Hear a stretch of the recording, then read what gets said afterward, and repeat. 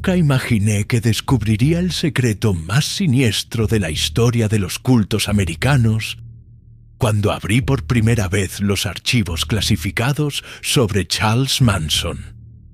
Durante 6 meses, investigué documentos de la CIA.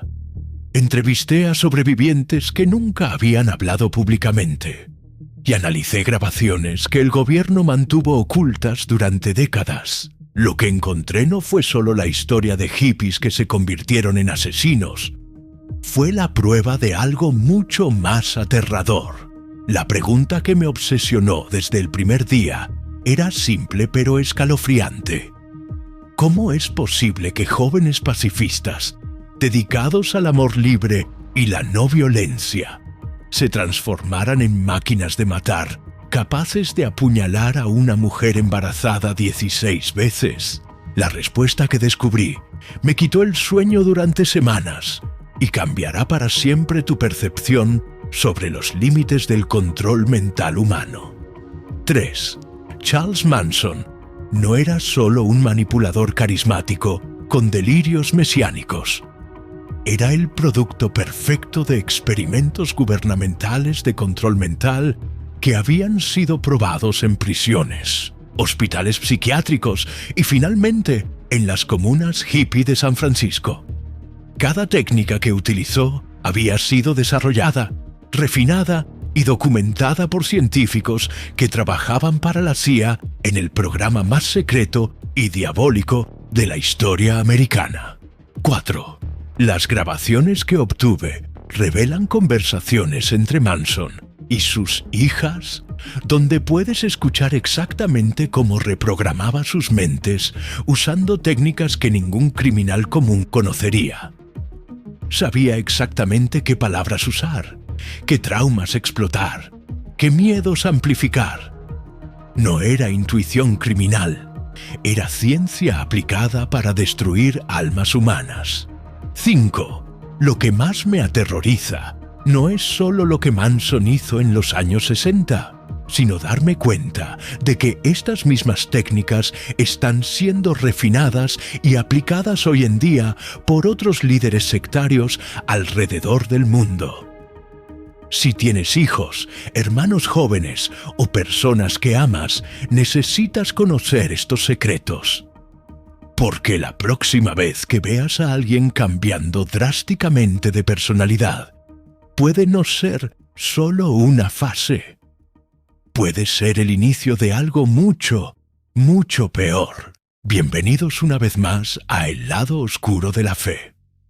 Soy el Dr. Miguel Santamaría, y después de años investigando los cultos más peligrosos de la historia, puedo afirmar sin dudarlo que el caso que presento hoy representa la intersección más diabólica entre ciencia, gobierno y manipulación religiosa que jamás haya sido documentada. El 9 de agosto de 1969, cuando Sharon Tate y 4 personas más fueron brutalmente asesinadas en Beverly Hills, el mundo creyó que había presenciado un crimen motivado por drogas y locura. Lo que les voy a revelar hoy demostrará que esos asesinatos fueron en realidad la culminación de un experimento de control mental que había comenzado años antes en los laboratorios secretos del gobierno americano. Durante esta investigación, tuve acceso a documentos que permanecieron clasificados durante más de 50 años, testimonios de sobrevivientes que nunca habían hablado públicamente y grabaciones de audio que revelan exactamente cómo Charles Manson aplicó técnicas de lavado de cerebro desarrolladas por la CIA para transformar jóvenes idealistas en asesinos despiadados. Antes de continuar, necesito 3 cosas de ustedes. Primero, si este contenido les resulta impactante, presionen suscribirse y activen la campanita. Cada sábado traigo investigaciones que jamás encontrarán en español, con este nivel de detalle y documentación. Segundo, denle like si consideran que esta información debe ser conocida por más personas. Y tercero, Escriban en los comentarios desde qué país y ciudad nos están viendo. Quiero saber hasta dónde llega nuestra comunidad de investigadores de la verdad. Nos ven desde México, Argentina, España, Colombia. Su participación es lo que permite que siga destapando los secretos más perturbadores de la historia. Ahora sí, prepárense para descubrir la verdad más aterradora sobre cómo el gobierno americano creó al monstruo más eficiente de control mental que haya existido, el laboratorio humano. Cómo la CIA eligió San Francisco. Lo que más me perturbó al comenzar esta investigación fue descubrir que la elección de San Francisco como epicentro del movimiento hippie no fue casualidad, sino el resultado de una operación gubernamental calculada para crear el ambiente perfecto para experimentos de control mental a gran escala. El programa MKUltra de la CIA necesitaba sujetos de prueba vulnerables, y los jóvenes idealistas que llegaban a Haight-Ashbury buscando amor y paz se convertían en cobayas humanas perfectas. Los documentos clasificados que pude revisar revelan que desde 1965, agentes encubiertos de la CIA distribuían LSD gratuitamente en las comunas hippie, no para expandir la conciencia, como creían los jóvenes, sino para estudiar los efectos de las drogas psicoactivas en el comportamiento grupal y la susceptibilidad a la manipulación. San Francisco se había convertido en el laboratorio de control mental más grande del mundo, disfrazado de revolución cultural. Charles Manson llegó a San Francisco en 1967, recién salido de prisión, pero lo que el público nunca supo es que durante sus años de encarcelamiento había sido sometido a experimentos psicológicos intensivos. Los registros penitenciarios muestran que participó en programas de rehabilitación, que en realidad eran pruebas de técnicas de condicionamiento mental desarrolladas por psicólogos que trabajaban para la CIA. Durante mis entrevistas con exfuncionarios de la prisión de Terminal Island, donde Manson cumplió su última condena antes de los asesinatos, uno me confesó algo escalofriante. Charlie no era como los otros presos cuando salió. Había aprendido cosas sobre la mente humana que ni nosotros entendíamos. Podía leer a las personas como si fueran libros abiertos y sabía exactamente qué botones presionar para controlarlas. El verdadero horror comenzó cuando Manson aplicó estas técnicas en el ambiente perfecto que la CIA había creado involuntariamente en San Francisco. Las comunas hippie operaban sin estructuras de autoridad tradicionales. Los jóvenes estaban experimentando constantemente con drogas que alteraban su percepción de la realidad, y la filosofía del amor libre había erosionado las barreras morales que normalmente protegen a las personas de la manipulación extrema. Manson no llegó a Haight-Ashbury como un predicador amateur. Llegó como un depredador perfectamente entrenado que sabía exactamente cómo explotar las vulnerabilidades que el gobierno había estado mapeando durante años. Su primer objetivo fueron las chicas más jóvenes y emocionalmente inestables. Lynette Fromm, de 16 años. Susan Atkins, de 18. Patricia Krenwinkel, de 19. No las eligió por casualidad, sino porque cumplían un perfil psicológico específico. Los informes de inteligencia de la época muestran que Manson estudiaba a cada potencial seguidor durante semanas antes de acercarse. Identificaba traumas de la infancia, relaciones familiares disfuncionales, inseguridades profundas y necesidades emocionales no satisfechas. Luego aplicaba técnicas de love bombing, bombardeo de amor, alternado con rechazo controlado, para crear dependencia emocional absoluta. Lo que me heló la sangre fue descubrir las notas personales de Manson, donde describía a sus seguidores como proyectos de reprogramación. Escribía detalladamente sobre cómo formatear sus personalidades originales sin instalar nuevas identidades completamente subordinadas a su voluntad. Utilizaba terminología que solo alguien expuesto a técnicas avanzadas de condicionamiento psicológico podría conocer. La transformación no ocurría de la noche a la mañana. Manson implementaba un proceso gradual de erosión de la identidad individual que duraba meses. Primero aislaba a sus víctimas de sus familias y amigos originales. Luego las sometía a privación de sueño y alimentación controlada. Después, introducía drogas en dosis calculadas para mantenerlas en estados alterados de conciencia, mientras él permanecía lúcido y en control. Para 1968, Manson había perfeccionado su fórmula de control mental y decidió trasladar su operación al aislamiento total del Spahn Ranch. Lo que el público nunca entendió es que Spahn Ranch no era una comuna hippie espontánea, sino un campo de concentración psicológico diseñado meticulosamente para quebrar completamente la voluntad individual de sus residentes. El escenario estaba preparado para la fase final del experimento: transformar pacifistas en asesinos mediante la aplicación de las técnicas más siniestras de control mental jamás desarrolladas: la selección de las cobayas. ¿Por qué Manson elegía específicamente hippies? Durante mis años investigando técnicas de reclutamiento sectario, nunca había encontrado un depredador tan calculado en la selección de sus víctimas como Charles Manson.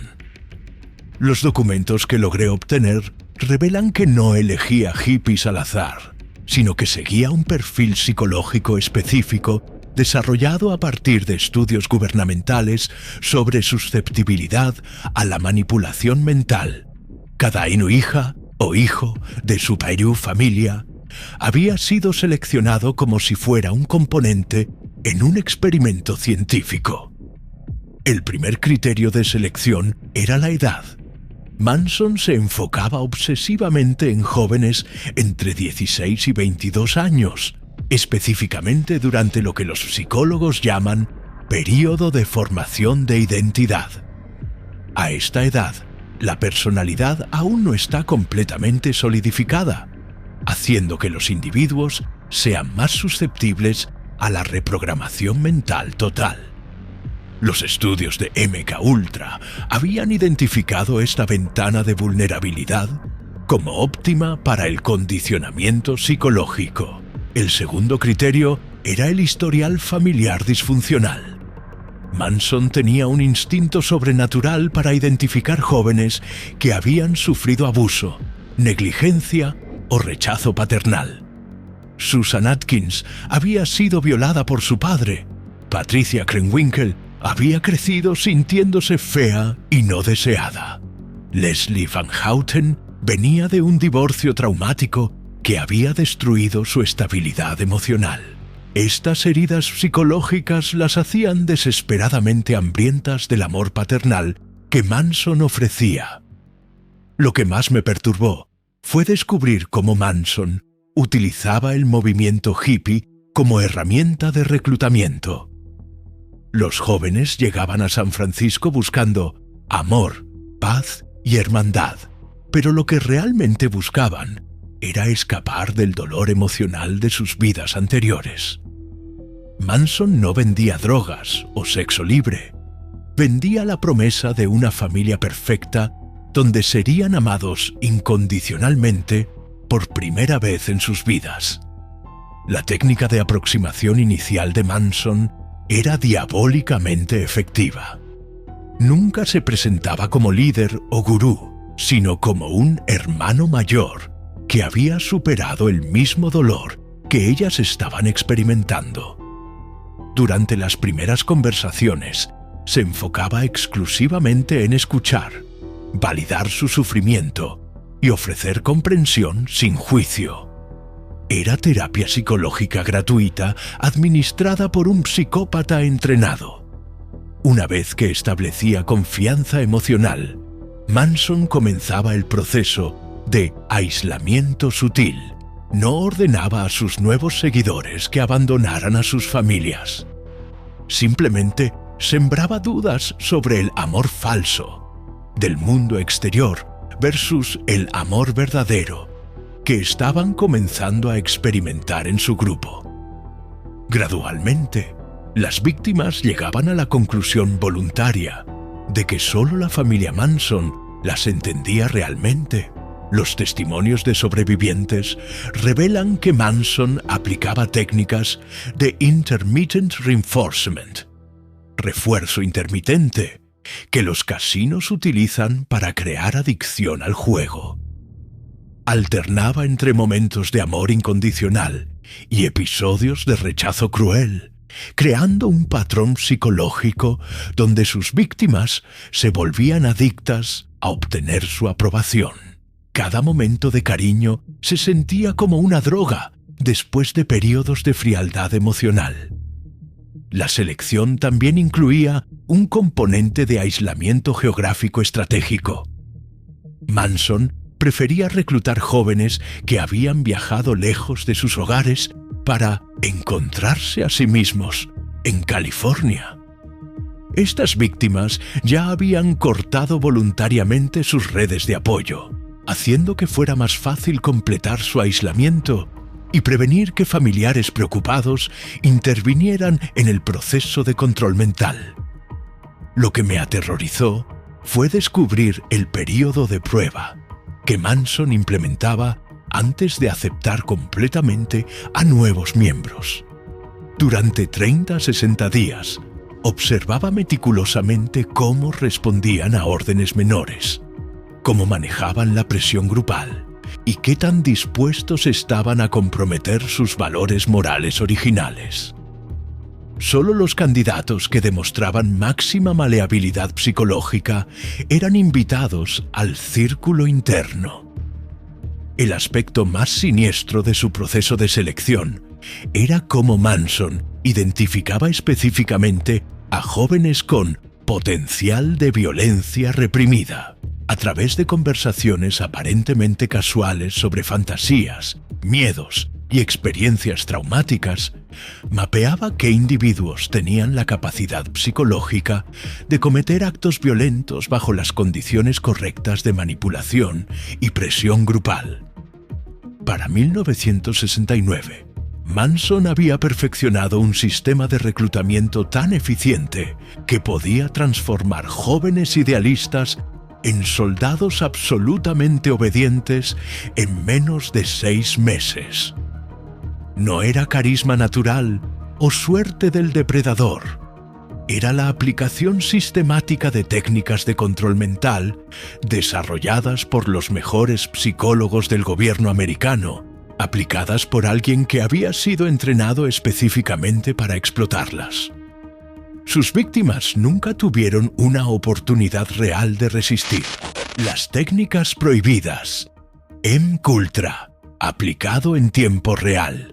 Los documentos más escalofriantes que logré obtener durante mi investigación fueron los manuales de técnicas de interrogatorio y control mental que la CIA había desarrollado durante los años 50 y 60, y las notas personales de Manson, que demuestran que conocía y aplicaba estos métodos con precisión científica. Lo que presencié en esos archivos no fue la obra de un criminal común, sino la implementación perfecta de tecnología psicológica militar, aplicada contra civiles inocentes.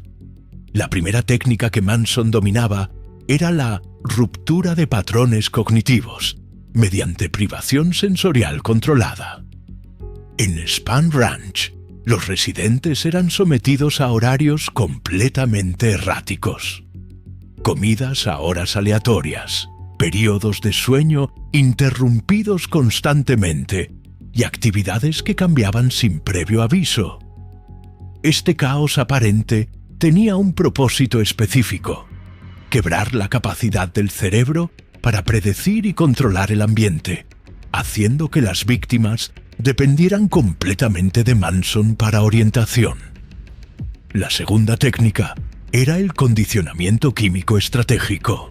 Contrario a la creencia popular, Manson no drogaba indiscriminadamente a sus seguidores.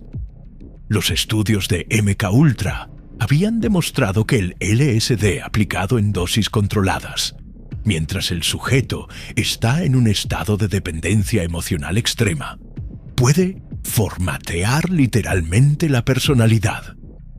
Manson administraba las drogas personalmente, manteniéndose sobrio para dirigir las experiencias alucinógenas de sus víctimas hacia la adoración absoluta de su persona. Lo que más me perturbó fue descubrir la técnica de reescritura de la historia personal. Durante las sesiones con drogas, Manson guiaba a sus seguidores a recordar traumas de la infancia que nunca habían ocurrido, o a reinterpretar eventos reales como evidencia de que sus familias originales los habían traicionado. Utilizaba la vulnerabilidad extrema del estado alterado para implantar memorias falsas que justificaban su control total sobre sus vidas. La cuarta técnica era el condicionamiento sexual como herramienta de dominación. Los manuales de MKUltra describían cómo las experiencias sexuales extremas podían utilizarse para quebrar las barreras morales individuales y crear vínculos de dependencia psicológica. Manson organizaba orgías ritualizadas, donde él actuaba como observador divino, condicionando a sus seguidores a asociar el placer sexual con su aprobación personal. La quinta técnica, y quizás la más diabólica, era la inversión gradual de valores morales. Manson no ordenaba violencia inmediatamente. Comenzaba con transgresiones menores como robar comida. Luego, escalaba a actividades más serias como prostitución y tráfico de drogas. Cada paso parecía lógico individualmente, pero en conjunto formaban una escalera descendente hacia la completa destrucción moral. Para cuando llegaba el momento de ordenar asesinatos, sus víctimas ya habían cruzado tantas líneas éticas que una más parecía insignificante. Los testimonios de sobrevivientes revelan que Manson aplicaba técnicas de gaslighting, manipulación de la realidad con precisión científica. Constantemente cuestionaba las percepciones de sus seguidores, negaba conversaciones que habían ocurrido y los convencía de que su memoria era defectuosa. Gradualmente, perdían la confianza en su propia capacidad de distinguir entre realidad y fantasía, volviéndose completamente dependientes de la realidad que Manson les proporcionaba. La séptima técnica era el aislamiento psicológico mediante traición fabricada. Manson organizaba situaciones donde los miembros de la familia se traicionaban unos a otros, reportando conversaciones privadas o cometiendo pequeñas crueldades. Esto destruía todos los vínculos de confianza horizontales, asegurando que solo la relación vertical con Manson permaneciera intacta. Nadie podía confiar en nadie, excepto en él. Durante las últimas fases del condicionamiento, Manson implementaba ensayos de muerte, donde los miembros de la familia practicaban suicidios simulados y asesinatos ritualizados. Estas sesiones, que él llamaba graduaciones, condicionaban psicológicamente a sus víctimas para que asociaran la violencia extrema con actos de amor y devoción hacia su padre espiritual. Lo que me aterroriza es que cada una de estas técnicas había sido documentada, estudiada y refinada en laboratorios gubernamentales durante años antes de que Manson las aplicara. No las inventó, las aprendió, y lo más escalofriante es que los manuales que he revisado contienen decenas de otras técnicas que Manson nunca llegó a implementar completamente. Para 1969, Manson había creado el experimento de control mental más exitoso de la historia americana. Sus víctimas no eran seguidores fanáticos, eran productos manufacturados de condicionamiento psicológico avanzado, programados específicamente para obedecer cualquier orden, sin importar cuán monstruosa fuera. El horror final estaba a punto de comenzar. La graduación mortal. ¿Cómo transformó pacifistas en asesinos? El momento más escalofriante de mi investigación llegó cuando encontré las grabaciones de audio de las últimas semanas antes de los asesinatos, donde puedes escuchar exactamente cómo Manson completó la transformación final de jóvenes pacifistas en máquinas de matar. Su voz en esas cintas no muestra locura o ira, muestra la frialdad calculada de un científico que está a punto de activar el experimento más diabólico de su carrera. Durante julio de 1969, Manson implementó lo que los manuales de MKUltra llamaban condicionamiento de crisis artificiales. Convenció a la familia de que una guerra racial apocalíptica era inminente, que fuerzas externas estaban conspirando para destruirlos y que solo actos de violencia extrema podrían salvar a la humanidad.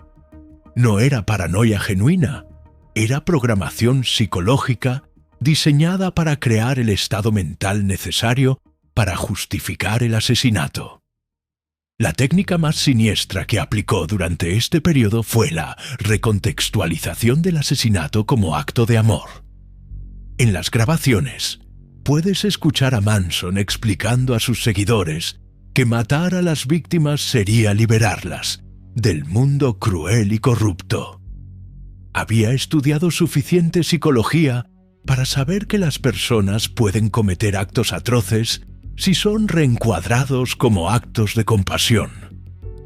Transformó el asesinato en eutanasia espiritual.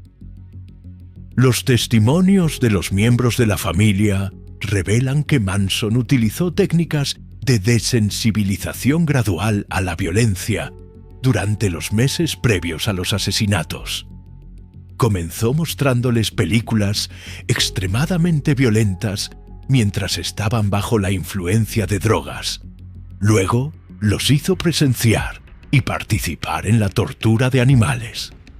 Después, en violencia contra otros miembros de la familia. Cada escalón parecía una progresión natural del anterior. Lo que más me perturbó fue descubrir cómo Manson seleccionó específicamente a Susan Atkins, Patricia Krenwinkel y Leslie Van Houten para los asesinatos, no por su propensión natural a la violencia, sino por su capacidad de disociación psicológica.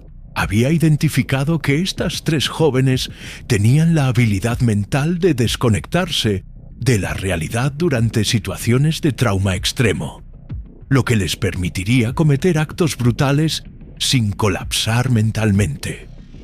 Durante las últimas 48 horas, antes de los asesinatos de Tate LaBianca, Manson sometió a los asesinos seleccionados a un ritual de preparación que combinaba privación de sueño extrema, ayuno prolongado y sesiones intensivas de condicionamiento psicológico.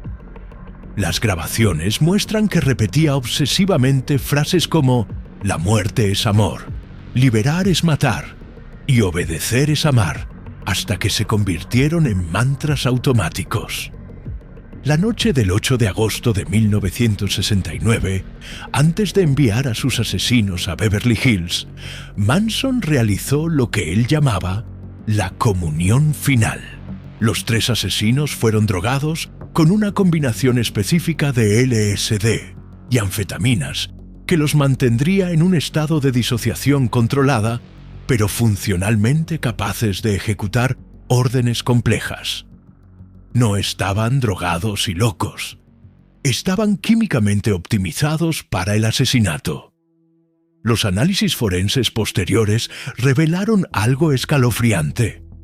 Durante los asesinatos, Susan Atkins, Patricia, Krenwinkel y Charles Tex, Watson mostraron una coordinación y frialdad que contradecía completamente la narrativa de hippies drogados en un frenesí asesino. Cada acción fue deliberada, cada herida fue calculada para maximizar el terror y el sufrimiento. Era violencia programada, no espontánea. Lo que me heló la sangre fue leer las declaraciones de los asesinos inmediatamente después de su captura. No mostraban remordimiento, culpa o incluso comprensión real de lo que habían hecho. Hablaban de los asesinatos como misiones completadas exitosamente y de las víctimas como liberadas del sufrimiento terrestre. Manson había logrado no solo hacerlos matar, sino hacer que se sintieran virtuosos por hacerlo. Durante los interrogatorios policiales, quedó claro que los asesinos habían sido programados con comandos post-hipnóticos para proteger a Manson. Repetían obsesivamente que él no había participado directamente en los asesinatos, que habían actuado por voluntad propia, que no había coerción. Incluso bajo presión legal extrema, su condicionamiento psicológico permanecía intacto. El aspecto más aterrador de esta graduación mortal no fueron los asesinatos mismos, sino la demostración de que técnicas de control mental desarrolladas por el gobierno podían transformar completamente la naturaleza moral de seres humanos normales. Manson había probado que, bajo las condiciones correctas de manipulación psicológica, cualquier persona puede ser reprogramada para cometer cualquier acto, sin importar cuán monstruoso sea. Y lo más escalofriante es que perfeccionó estas técnicas hace más de 50 años. Imaginen lo que pueden hacer hoy. La noche del horror. Sharon Tate y la ejecución del plan perfecto. La noche del 8 de agosto de 1969 no fue un crimen espontáneo motivado por drogas y locura, sino la culminación de años de condicionamiento psicológico aplicado con precisión militar. Las grabaciones que logré obtener de las últimas horas antes de los asesinatos revelan que Manson dirigió cada detalle de lo que estaba a punto de ocurrir, como un director cinematográfico orquestando la escena más diabólica de su carrera. A las 10:30 p.m., Susan Atkins, Patricia Krenwinkel y Charles Tex Watson llegaron al 1050 Cielo Drive, en Benedict Canyon. No llegaron como hippies drogados en busca de dinero o venganza. Llegaron como soldados perfectamente programados, ejecutando una misión específica. Los análisis forenses posteriores demostrarían que cada uno tenía roles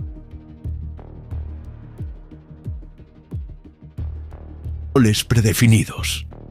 Watson como ejecutor principal, Atkins como controladora psicológica de las víctimas, Krenwinkel como observadora que aseguraría que ningún testigo sobreviviera. Lo que más me perturbó al estudiar los detalles del crimen fue descubrir que los asesinos aplicaron técnicas de control de pánico en víctimas, que solo alguien entrenado en interrogatorio militar podría conocer.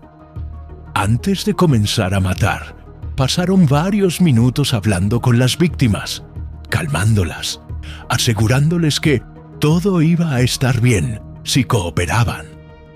Era condicionamiento psicológico aplicado incluso en el momento del asesinato. Sharon Tate, embarazada de 8 meses, fue la última en morir, porque Manson había instruido específicamente que presenciara la muerte de todos los demás primero.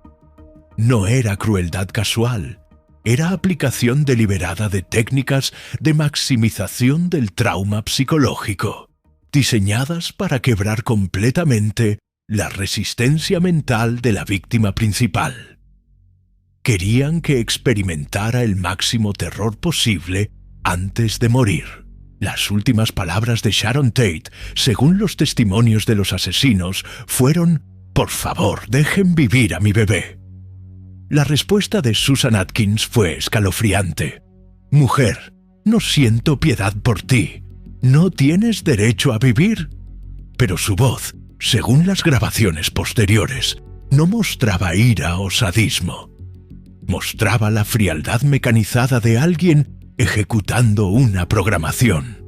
Manson había logrado que sus asesinos vieran a las víctimas no como seres humanos, sino como obstáculos para una misión sagrada. Los detalles forenses revelaron algo que la prensa nunca reportó completamente. Los asesinatos fueron cometidos con una precisión técnica que contradecía la narrativa de frenesí drogado. Cada puñalada fue colocada para maximizar el sufrimiento, pero prolongar la agonía. Watson había sido entrenado específicamente en anatomía básica para saber exactamente dónde cortar para evitar muerte instantánea. Era tortura científica disfrazada de crimen pasional. Después de los asesinatos, los asesinos realizaron rituales específicos que Manson había diseñado para sellar psicológicamente lo que habían hecho. Escribieron Pig con la sangre de Sharon Tate, no como mensaje para la policía, sino como comunión final con su víctima. Habían sido condicionados para ver la sangre de sus víctimas como sacramento sagrado, que los conectaba espiritualmente con Manson. La noche siguiente, cuando los mismos asesinos más Leslie Van Houten atacaron a Leno y Rosemary LaBianca, aplicaron refinamientos basados en la experiencia de la noche anterior. Los asesinatos fueron aún más calculados, más ritualizados, más diabólicamente precisos. Manson había creado asesinos que aprendían y mejoraban sus técnicas con cada víctima. Durante los días siguientes a los asesinatos, mientras Los Ángeles vivía en terror, los miembros de la familia Manson en Spahn Ranch celebraban lo que llamaban las graduaciones. No mostraban remordimiento o miedo, mostraban júbilo por haber completado exitosamente las pruebas que su padre les había asignado. Habían sido programados para experimentar orgullo por actos que deberían haber causado horror.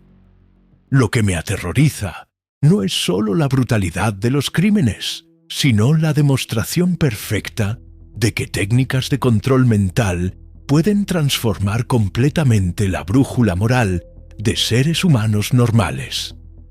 Sharon Tate y las otras víctimas no murieron a manos de monstruos naturales. Murieron a manos de productos manufacturados de condicionamiento psicológico avanzado. El legado más escalofriante de esa noche no son las 7 vidas perdidas, sino la prueba definitiva de que cualquier persona, bajo las condiciones correctas de manipulación, puede ser reprogramada para cometer cualquier atrocidad.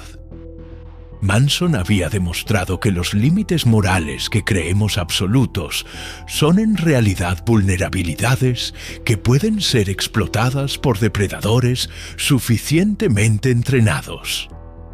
Y esa lección sigue siendo relevante hoy, más de 50 años después. Después de meses investigando los archivos más oscuros del caso Manson, me queda una certeza aterradora.